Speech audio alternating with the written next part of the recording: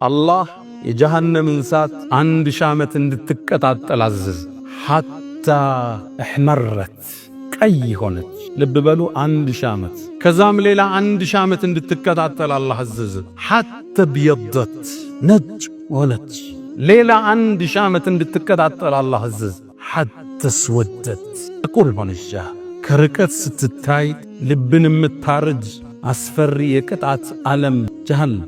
የዱንያን እሳት 70 እጥፍ ናት የተባለላት ከባድ እሳት፣ ጥልቀቷ 70 ዓመት ያምዘገዝጋል የተባለላት ጀሃነም። የቁሉ ነቢዩ ዓለይሂ ሰላቱ ወሰላም አንድ ድንጋይ አንድ አለት ከጀሃነም ጫፍ ወደ ውስጧ ቢለቀቅ ወለሉን የሚነካው ከ70 ዓመት በኋላ ነው ይላል። ግዙፍ ዓለም፣ አስፈሪ ዓለም፣ አስደንጋጭ ዓለም፣ ደጋጎቹን ያስጨነቀ ዓለም። እንደ ሙእሚን መኖሪያችን ጀነት ቢሆን ለቅጣት ገብቶ እንደ መውጣት ደግሞ ውርደት የለም፣ ቅጣትም የለም። ረበና ኢነከ መን ቱድኺል ናር ፈቀድ አኽዘይተህ። አላህ ወይ ጀሃነም ውስጥ እኮ የከተትከው ሰው በእርግጥ አዋረድከው።